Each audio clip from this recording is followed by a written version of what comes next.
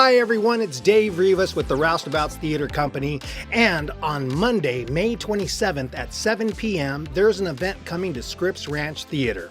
It's the celebration of new writers, and today we have one of the new writers, Carla Navarro. Carla, how you doing? Hi, I'm good. How are you? I'm good, thanks. Thanks for being here. Absolutely. Thanks for inviting me. I've known you for many, many years, but Yes. mostly as a wonderfully talented actor. And in the last few years, you've been writing some plays. So how did all that come about? Yeah. So I've always taken an interest in playwriting. I just never had really given myself the time that you need for that.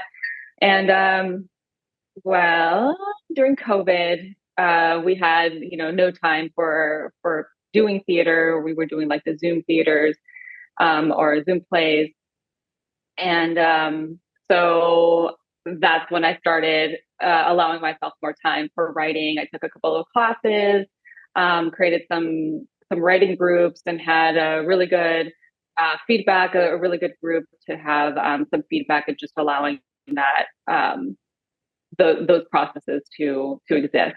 And I loved it, and it seems like I'm good at it. That's so great. Well, how many plays have you written now? I've written about 6 short plays, and I'm working right now in a full length. So, Wow, that's so great. Now, you were in last year's celebration of writers, correct? yes, Was that the first play that you had read to an audience? in front of a live audience, yes, yes. I think I had that play read on Zoom, but that was the first time that I was able to have it performed in front of a live audience and hear, audience reaction, which is so interesting. This year, you wrote a new piece called Orange Tulips. How did that come about? So I wrote Orange Tulip started as a mini play.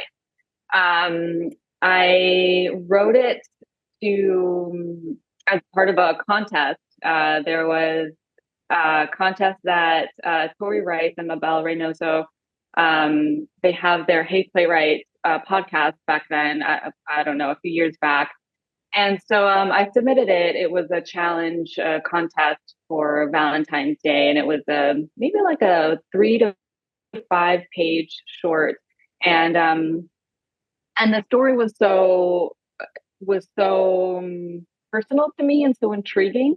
And I just started, developing it more and more, and developing the moments more, the characters more, and it ended up in Orange Tulips that will be read on May 27th. So, without giving up too much, can you tell us like a synopsis or the premise of the show? Sure.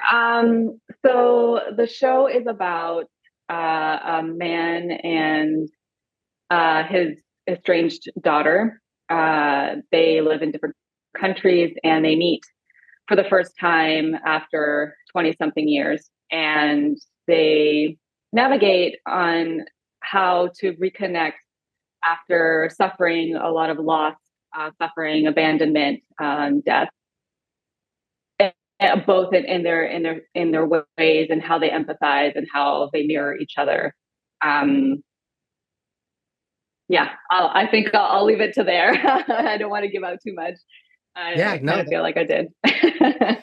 that's great. Leave the audience wanting more. You got to come to find They out what's will. going on with Carla's story. So, what was your inspiration for that? What was your process on writing this piece? The process was, we had a prompt.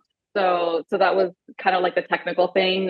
We had a prompt, and I don't remember how I came up with the characters per se. I've always been very interested in broken families or broken family relationships, and how um, these people who are so flawed try to love themselves and try to love the other person in their own broken way, and their struggles in trying to find that communication and trying to find those connections.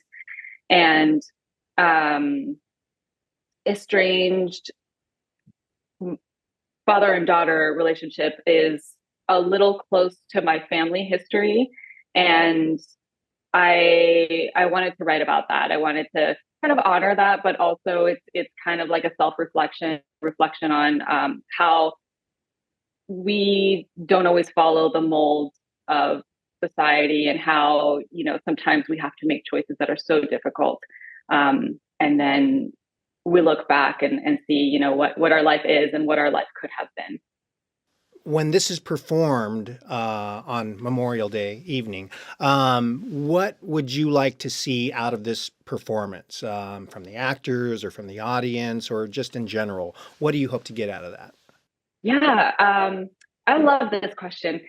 I think watching different actors, or watching actors in general perform your words in their own interpretation, especially like I don't know who's going to be performing, I don't know who's directing, like I have not, I just gave, you know, the words, and so it's up to them to interpret it. So for me, I'd be very interested in seeing how the actors are capturing these characters and their, you know, their tone, the moments, the connections, the inflections, all of that good stuff that actors do.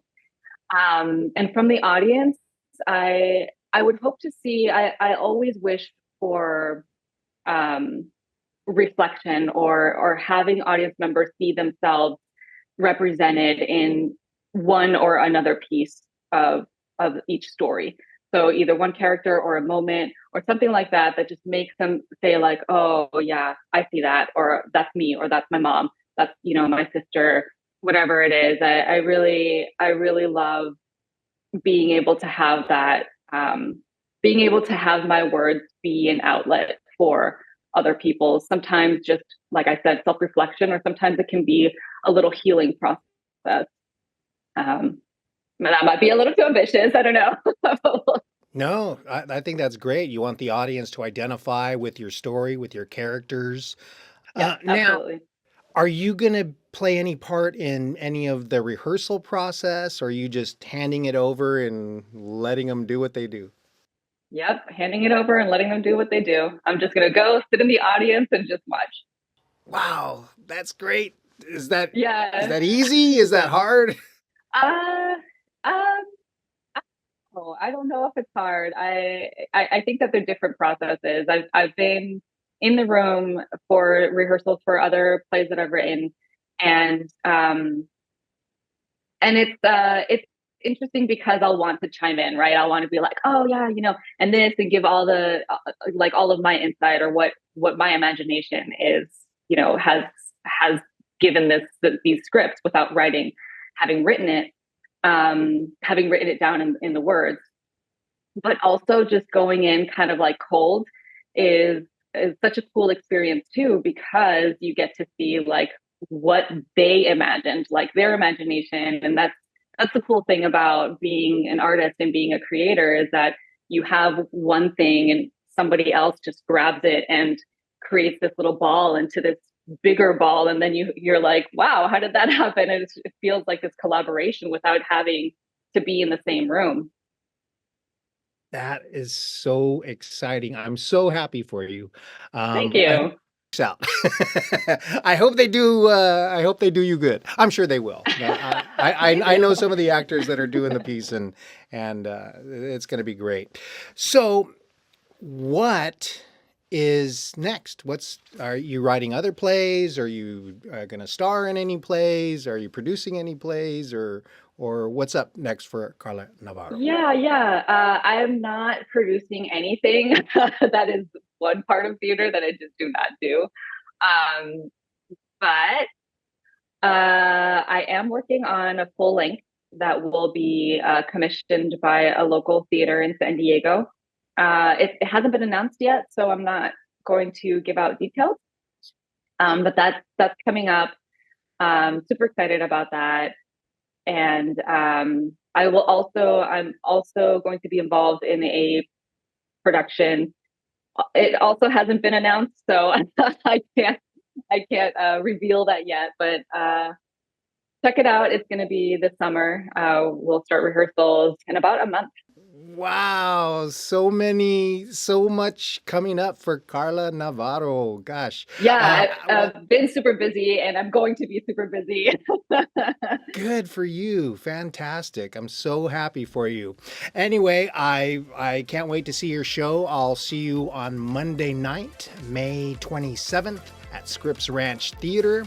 And if you'd like to find out more about Carla Navarro and her new play, Orange Tulips, or any of the new things that are coming up for Carla, go to her website at carla-navarro.com. And we'll see you Monday night at Scripps Ranch Theater. For tickets, go to theroustabouts.org.